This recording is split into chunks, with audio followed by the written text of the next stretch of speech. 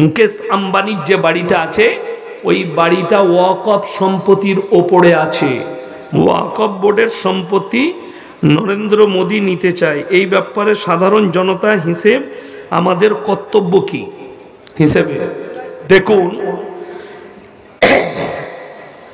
গোটা ভারতের সমস্ত মুসলিমরাই এটার বিপক্ষে আছে, আমরাও ইনশাল্লাহ এর বিপক্ষে আছি। কেন? ভারতে ওয়াকফ সম্পত্তি আছে তিনটে সম্পদ। একটা হচ্ছে নাম্বার 1 রেলের সম্পত্তি সব থেকে বেশি, 2 নম্বর হচ্ছে ডিফেন্স মিলিটারি, 3 নম্বরটা হচ্ছে মুসলিমদের ওয়াকফ সম্পত্তি। 46 লক্ষ একর জমি আছে। কত বললাম? 46 লক্ষ একর জমি মুসলিমদের আছে গোটা ভারতবর্ষ জুড়ে। এতটা কারও নেই। এগুলো কারা দিয়েছে? আমাদের বাপদাদরা পূর্বপুরুষরা ওয়াকফ করেছে আল্লাহর রাস্তায়, আল্লাহর রাস্তায় দিয়েছে। সরকার কি করতে চাইছে বলে দিই, তাদের নিয়ম বলিগুলো। তারা এইটা হস্তক্ষেপ করবে এবং এই বোর্ডটা এর ক্ষমতাটা সম্পূর্ণ যাবে কার কাছে? ডিএম এর কাছে, এসডিওর কাছে। তারা চাইলে ধরেলেন সে এসে আপনার গ্রামে বলল এই জায়গায় সরকারি একটা কোনো প্রকল্প হবে, আপনার এই মসজিদটা ভেঙে আমরা এখানে প্রকল্প করব, আপনারা অন্য জায়গা দিচ্ছি, টাকা দিচ্ছি, মসজিদ করলেন। এটা কখনো মেনে নিয়ে যায়? কখনো নয়। আপনার মাদ্রাসা আছে, কেউ গ্রামের লোক দান করেছে, তারা এসে বলবে মাদ্রাসাটা ভেঙে সরিয়ে দাও। শুনেলেন? এইটা হচ্ছে নাম্বার 1 প্ল্যান।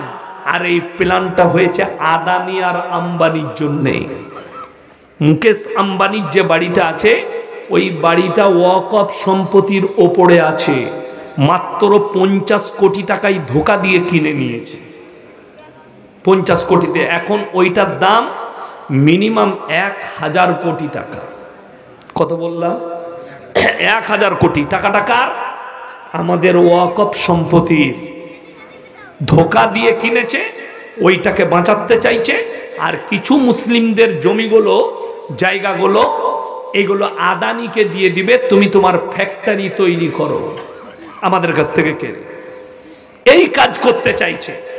আমরা বেঁচে থাকতে ইনশাল্লাহ আমাদের ওয়াকফ সম্পত্তির হেফাজত করবো। জোরে বলুন ইনশাল্লাহ। তো আমাকে বললে হুজুর আমার বাড়িতে খাবেন?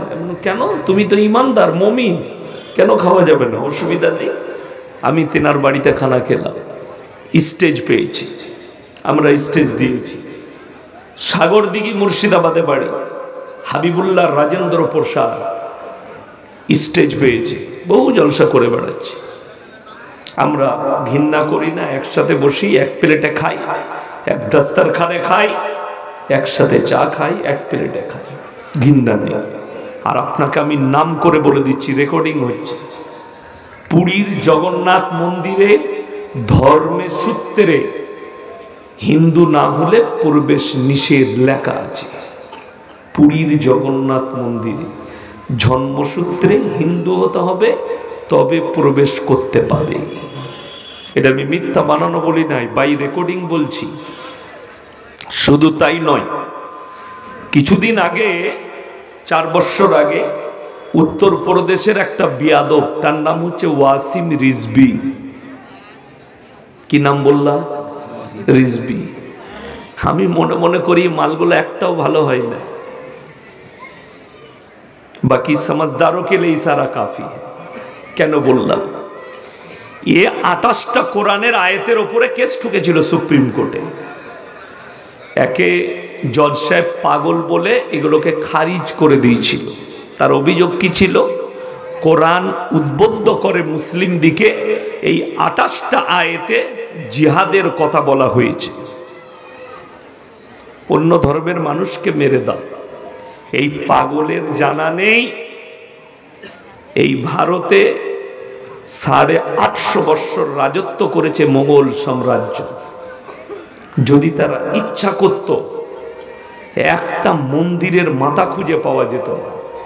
তারা যদি ইচ্ছা করত সব কটাকে মেরে মুসলমান বানিয়ে দিত। ঠিক কিনা কথা বলে? তারা তো রাজা, যার জোর তার দুনিয়া। সে বাদশাহ, কিন্তু তারা ইসলামের আইন আর কানুন কোরআন হাদিস মোতাবিক দাওয়াত দিয়ে গেছে। যার প্রয়োজন পড়েছে সে ইসলাম কবুল করবে, যাকে আল্লাহ হিদায়েত দিয়েছে সে কবুল করবে। এটা তো অনেক পেছনের কথা। এই মাসখানেক আগে ধীরেন্দর শাস্ত্রী বাবা তিনি বলছেন, তিনাকে একটা ল্যাবে ডাকা হয়েছে। সুধীর চৌধুরী বলে একজন আজ তকের অ্যাঙ্কার আছে, সে বলছে बाबा हम आपको एक आंकड़ा बताएंगे, हिंदुस्तान के आंकड़ा। कैसे आंकड़े? बोले 2015 से 2021 तक, 2015 থেকে 21 পর্যন্ত অন্যান্য ধর্মের মানুষ কতজন ইসলাম কবুল করেছে, অন্যান্য ধর্মের মানুষ কতজন সনাতন ধর্মকে কবুল করেছে। তিনি বললেন ধীরেন্দ্র শাস্ত্রী বাবা শুনাইয়ে। তো তিনি শোনাচ্ছে এই 6 বছর 2015, 16, 17, 18, 19, 20, 21 6 বছর, এই 6 বছরের ভেতরে 13 লাখ অন্যান্য ধর্মের মানুষ ইসলাম কবুল করেছে। জোরে বলুন না সুবহানাল্লাহ। 13 লাখ। আর অন্যান্য ধর্ম থেকে এই 6 বছরের ভেতরে মাত্র 30,000 লোক সনাতনকে ধরেছে। বললে বাবা अंतर कितना है? बोले आसमान और जमीन का फर्क है। এই ধীরেন্দর শাস্ত্রী বাবা ये बोलছে मुसलमान तुम्हारा मित्र नहीं हो सकते, মুসলমান তোমার বন্ধু হতে পারে না। কাকে? তিনি তিনার কথাবাচক কথা বলছেন, মানুষকে हिंदू भाई दिके बुझाচ্ছেন मुसलमान तुम्हारा दोस्त नहीं हो सकते। लेकिन इसी बाबा ने एक जगह मीडिया के सामने खुद कहा है कि मेरे बहन के शादी में मेरे पास पैसा नहीं था, किसी हिंदू भाई ने मेरे को पैसा नहीं दिया, बल्कि मेरा एक दोस्त मुसलमान भाई ने मेरे को 20,000 रुपया उधार दिया। कतरा बुझते पाচ্ছেন দুমুখো সাপ কাকে বলে? এটার নাম দুমুখো সাপ। মানুষের সামনে এক কথা বলছে, পেছনে এক কথা। কালকে আমাকে একটা ক্লিপ পাঠিয়েছে হাওড়া জেলা, আমার গত পরশু হাওড়া জেলায় জলসা আছে, সে বুঝতে পারবে। দেখলাম আমাকে গালি দিয়েছে স্টেজে, মানুষকে মাইক নিয়ে গালি দিচ্ছে। বাচ্চা ছেলে, মাদ্রাসার মুখ দেখে নাই মনে হয়, মৌলবি ফলবি নয়। আর একজন হুজুর আছে লম্বা জামা পরে, মেদিনীপুরে বাড়ি, তিনিও স্টেজে আছেন, ঢুকেছে, আমাকে গালি দিচ্ছে। কষ্টটা এই জায়গায়, ওই যে হুজুর লম্বা জামা পরে চেপেছেন আর যে বক্তব্য দিচ্ছে, আমি চ্যালেঞ্জ ছুড়ে বললাম এদের বাপের হিম্মত নাই সামনে ভিড়ি। আমি হাওড়া জেলায় জলসা করছি, এই বাচ্চা ছেলেটা, আমি স্টেজে গিয়ে বসলাম, আমি আর আমার ম্যানেজার। সে আমি যাওয়ার পরে দেখলাম কিয়াম করতে লাগলো। আমি চুপচাপ বসে, আমি আমার কাজ করেছি, আমি কোরআন হাদিসের কথা বলব, আমার কাছে কিয়াম জায়েজ নেই। আমি বসে চলে এলাম, আমি আমার বয়ান করে বাড়ি চলে এলাম। একদিন পরে পেছনে গিয়ে দেখছি মুনাফিকি করছে। একজন গালি দিলে ইয়াসিনকে লাথি মেরে ফেলে দিতাম আমি থাকলে, ওই সব হুজুরদের ছেলে। আমি কিছুই মনে করিনি, আমি উত্তর দিয়েছি। এই হুজুর ফতোয়া দিচ্ছে এদের পেছনে নামাজ পড়লে নামাজ হবে না। আর বিশ্বাস করুন, আমি আমার ড্রাইভারকে শিখিয়ে আসিনি, একজন উঠে যান ড্রাইভারকে জিজ্ঞেস করুন। গত বছরে ফজরের নামাজ পড়ে 1 ঘন্টা বয়ান করেছি কোলাঘাট। আমি দাওয়াত লুব না, তারা ছাড়বে না। আমি বললাম সময় নাই। বলে হুজুর এখানে এসে জলসা করে ঘুমাবেন, ফজরের পরে 1 ঘন্টা বলবেন, তাহলেই আমাদের হয়ে যাবে। আমরা এত যখন বলছো যাব। আমি গিয়ে ঘুমালাম, সেখানে রাত 3টেই ঢুকেছি, ফজর পর্যন্ত ঘন্টা 1.5 ঘুমিয়েছি। আমাকে উঠিয়ে নিয়ে গেল মসজিদে, উজু করলাম, ফাঁস কাতারে বসেছি আমি। তখন মুসল্লিরা আসে নাই, হুজুরের বয়ান চলছে স্টেজে। আমাকে ইমাম সাহেব বললে ভাইজান আপনি নামাজটা পড়ান। আমি দাঁড়িয়ে গেলাম, নামাজ পড়ালাম। ওই হুজুর আমার পেছনে নামাজ পড়লো, এরপর বিশ্বাস করুন এই লোক স্টেজে বলছে তোমরা এদের পেছনে নামাজ পড়ো না, কিন্তু সে নিজে আমার পেছনে নামাজ পড়ছে।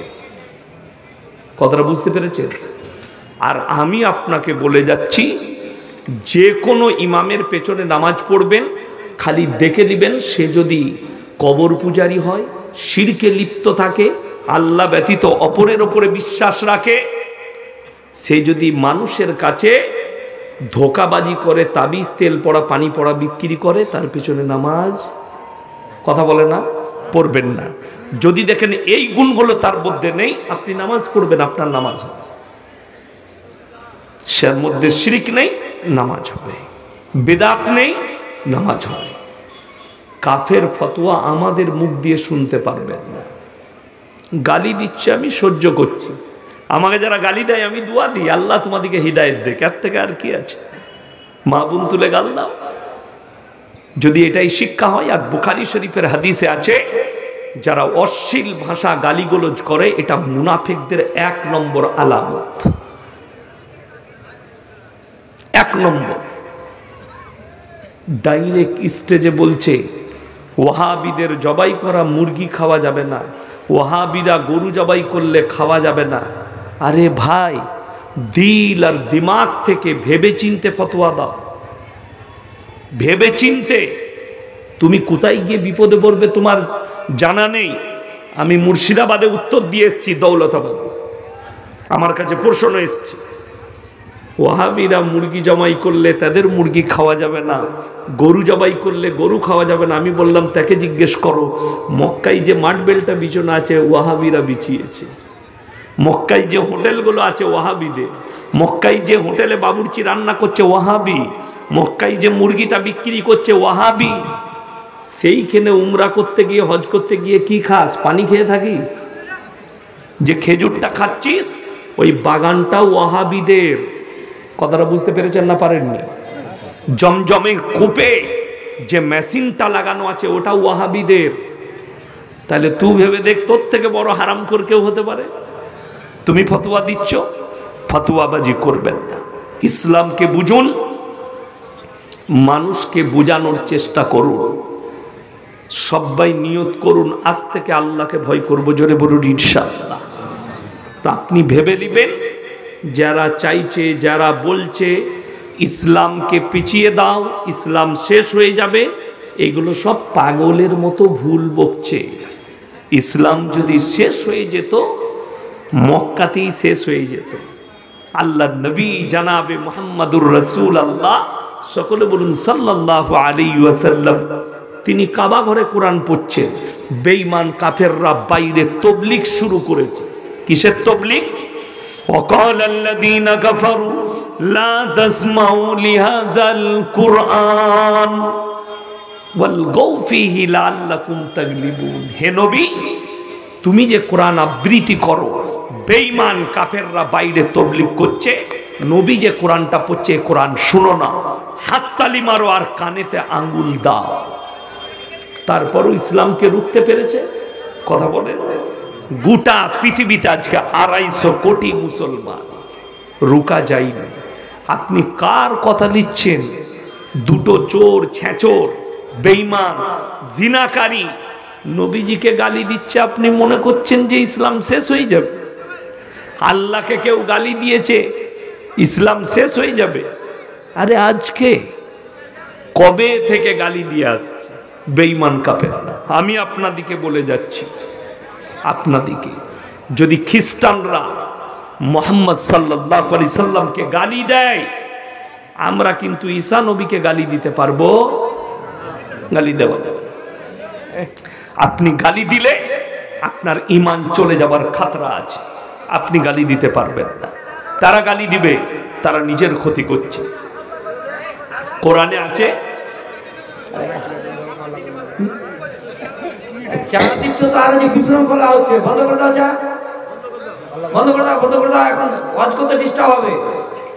আরে মা বোন, আপনাদের কাছে চাদর যাবে, যদি যে যেরকম পারবেন 10, 20, 50 টাকা তাবলীগি জালসাতে খরচ আছে, যে যেরকম পারবেন 10, 20, 50 এখানেও পৌঁছে দিতে পারেন, এটা দান। ভালো কাজে তা'মুরুনা বিল মারুফ ওয়া তানহাউনা আনিল মুনকার, ভালো কাজে আদেশ করো, মন্দ কাজ থেকে রুখে নাও। দান করাটা ভালো কাজ, আপনাকে বললাম, ইচ্ছা হলে দিবেন কিছু। আসসালামু আলাইকুম। আল্লাহ করিয়েন না। তো আমি যেটা বলছিলাম আপনাদেরকে, পৃথিবীর বেঈমান কাফের সব যদি একদিকে দাঁড়িয়ে যায়, না কোরআন মিটাতে পারবে না ইসলাম মিটাতে পারবে, রকেটের মতো ছুটবে। তার কয়েকটা প্রুফ দিচ্ছি। ভারতের মিডিয়ারা জানেন তো কুত্তার মতো ছুটে বেড়াচ্ছে কার পেছনে। 1 মাস আগে পাকিস্তানে প্রোগ্রাম হয়েছে, 1 বছর আগে ফিফা ওয়ার্ল্ড কাপে প্রোগ্রাম হয়েছে, কাতারে যখন বিশ্বকাপ হয়েছে সেখানে যত দিন খেলা হয়েছে প্রত্যেক দিন একটা করে অন্যান্য দেশে অনুষ্ঠান হয়, গানের অনুষ্ঠান। সেখানে বললে এইখানে অনুষ্ঠান হবে, প্রত্যেক দিন ডাক্তার জাকির নায়েকের একটা করে বক্তব্য হবে, ইংরেজিতে, আপনার উর্দুতে, হিন্দিতে। ভারতের কুত্তারা কুত্তার মতো ছুটছে মিডিয়ায়। আর এই মানুষ, ইনি তো আতঙ্কবাদী বলছে না, বলেনি? আতঙ্কবাদী তাকমা। কবে শুনতে পাবেন ইয়াসিনও অ্যারেস্ট হয়ে গেছে, বুঝলেন? কিন্তু তারা অ্যারেস্ট হবে না। দিন রাত গালি নবীজিকে। কুকুর দুটো সময় দুটো পজিশনে কুকুর চিল্লাতে শুরু করে। কটা পজিশনে বললাম? দুটো। এক হচ্ছে যদি কুকুরটা খেপে যায় তখন চিল্লায়, তা না হয় আর একটা পজিশন, মালিক যদি সাথে থাকে, পেছনে দাঁড়িয়ে থাকে, তখন চিল্লায়। সমঝদারকে লিয়ে ইশারা কাফি। যারা আলেম আছেন, শিক্ষিত আছেন, তারা বুঝে যাবে। ভারতে যতগুলো কুত্তা নবীজিকে গালি দিচ্ছে, হয় তাদের পেছনে মালিক দাঁড়িয়ে আছে, না হলে পাগল হয়ে গেছে। দুটোর মধ্যে একটা, পাগলখানায় পাঠা। আমি দেখলাম কালকে একটা মারাত্মক ক্লিপ, এদিকে অ্যারেস্ট করা হবে। বলছে इस साल तो हम लोगों ने रावण को जलाया, दूसरे साल तैयार रहो, मोहम्मद और आली का पुतला जलाएंगे। नाउजुबिल्लाह बोले, किंतु प्रकाश्ये बोलছে অ্যারেস্ট হবে না, অ্যারেস্ট করার ক্ষমতা নেই। কিন্তু এটা যদি কোনো মুসলিম বলে, আর বিশ্বাস করুন আমরা মৌলবীরা সাপোর্ট করি না যে কেউ কারুর দেবদেবীকে গালি দিবে। তোমরা কারুর ধর্মকে গালি দিও না, নিজের ধর্মের চর্চা করো, আল্লাহ যাকে হিদায়েত দিবে সে ফিরে আসবে। কথাটা বুঝতে পেরেছেন না পারেন? আপনি লোকের ধর্মকে গালি দিলে সে আপনার আল্লাহকে গালি দিবে। কোরআনে আছে, ওয়ালা তাসুব্বুল্লাযীনা ইয়াদউনা মিন দুনিল্লাহি ফায়াসুব্বুল্লাহা আদওয়াম বিগাইরি। তোমরা কারু দেবদেবীকে ধর্মকে গালি দিও, এটা আল্লাহ নিজে বললেন। সে তোমার আল্লাহকে গালি দিলে তোমার ক্ষতি। আপনি নিজের ধর্মটাকে বোঝান।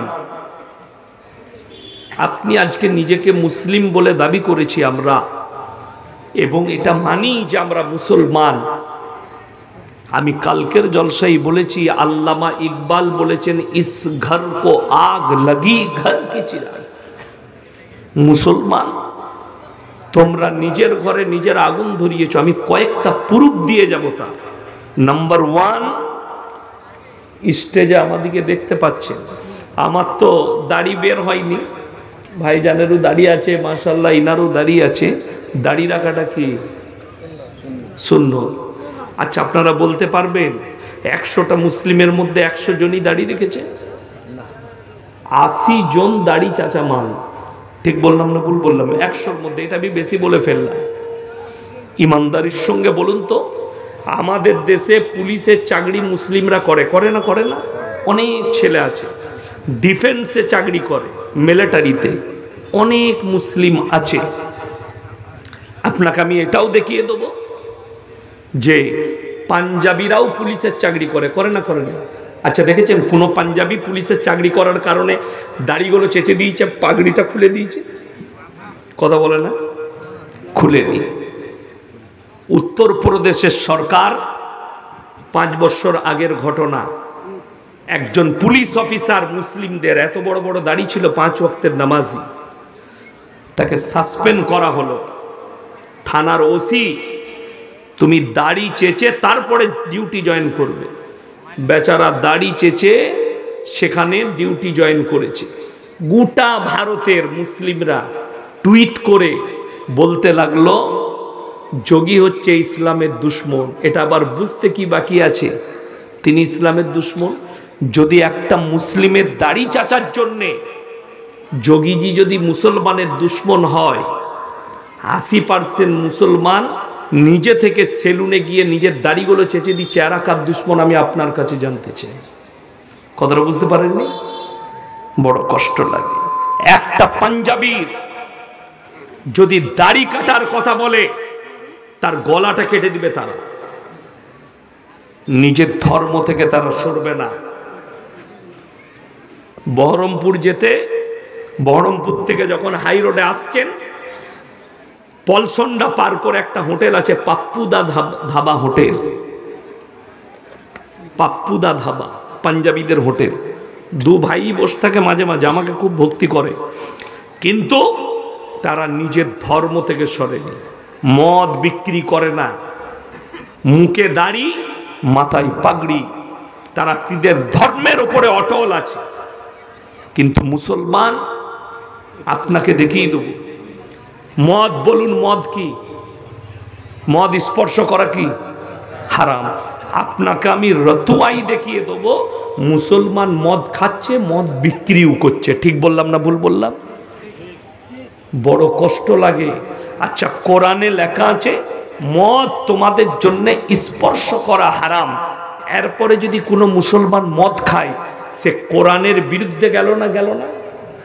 সে আল্লাহর বিরুদ্ধে সংগ্রাম ছেড়ে দিল, আল্লাহর সঙ্গে রসুলের সঙ্গে যুদ্ধ ঘোষণা করেছে। সে আর মুসলমান কি করে রইল? কোন মুসলমান আপনাদের মধ্যে জানেন না সুদ খাওয়া হারাম?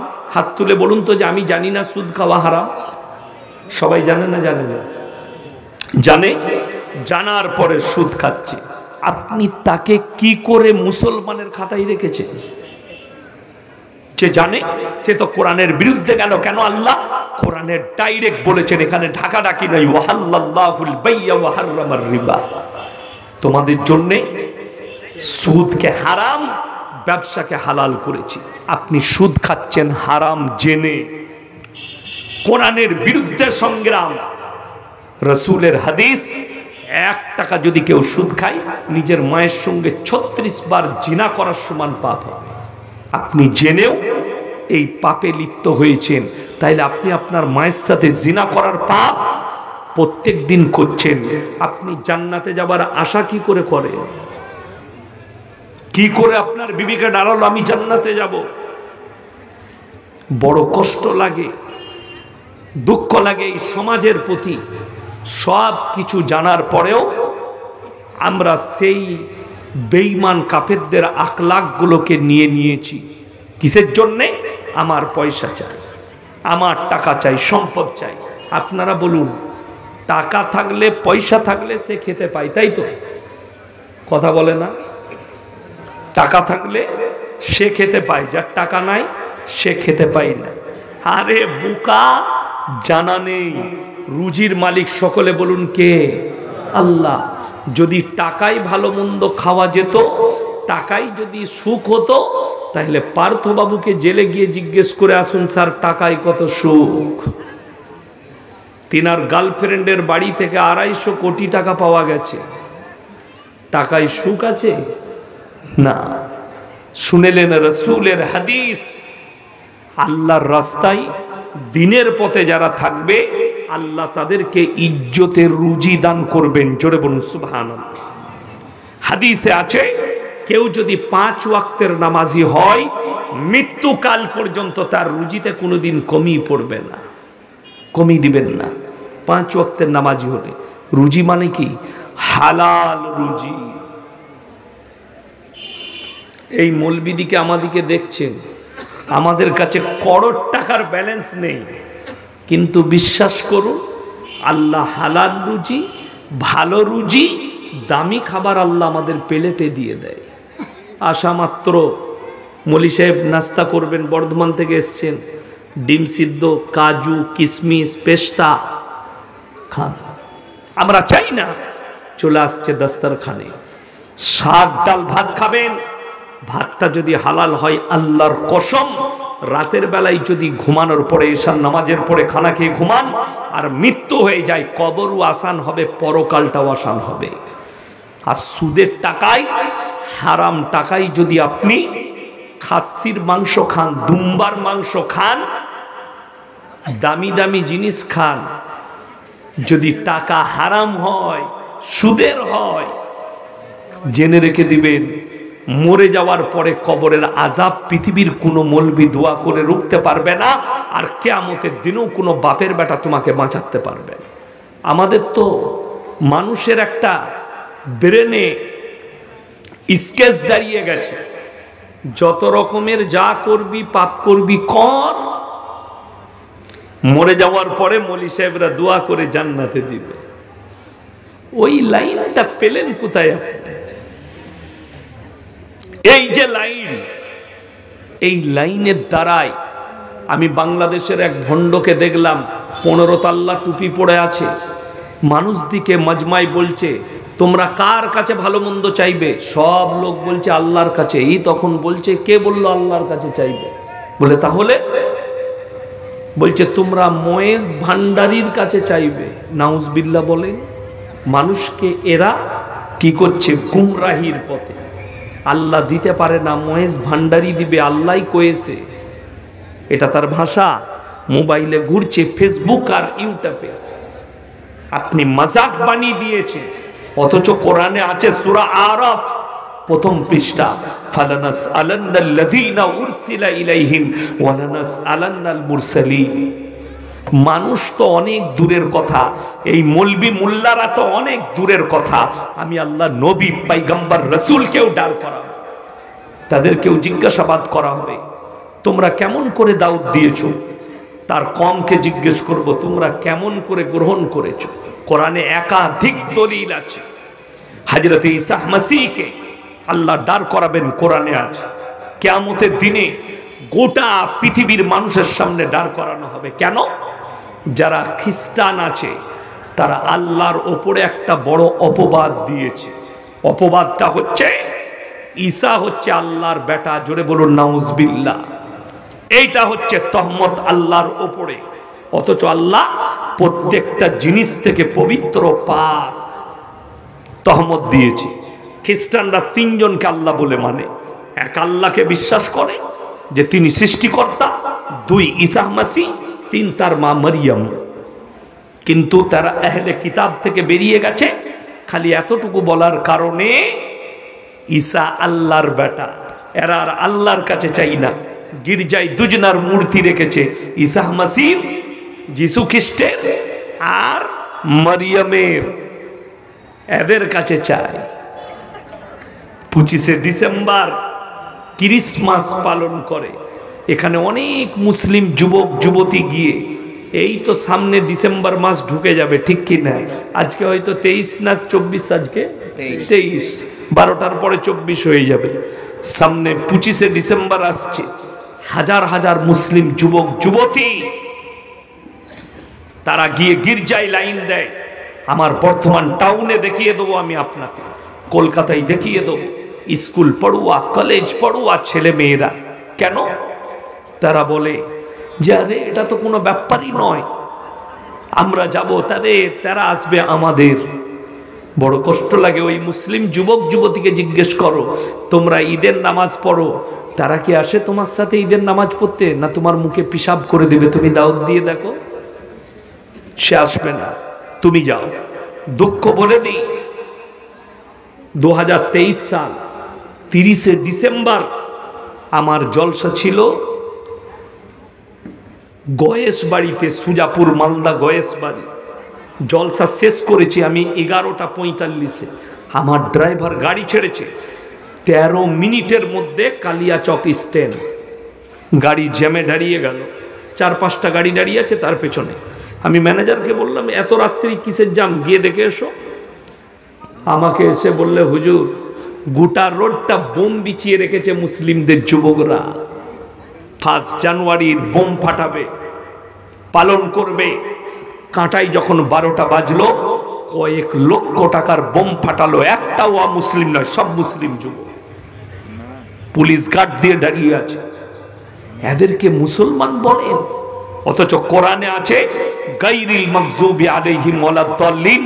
মাগযুব মানে ইহুদি, দল্লিন মানে নাসারা। এই দুটো দলই পদভ্রষ্ট, আর এদের যারা অনুসারী হবে তারাও পদভ্রষ্ট হয়ে যাবে।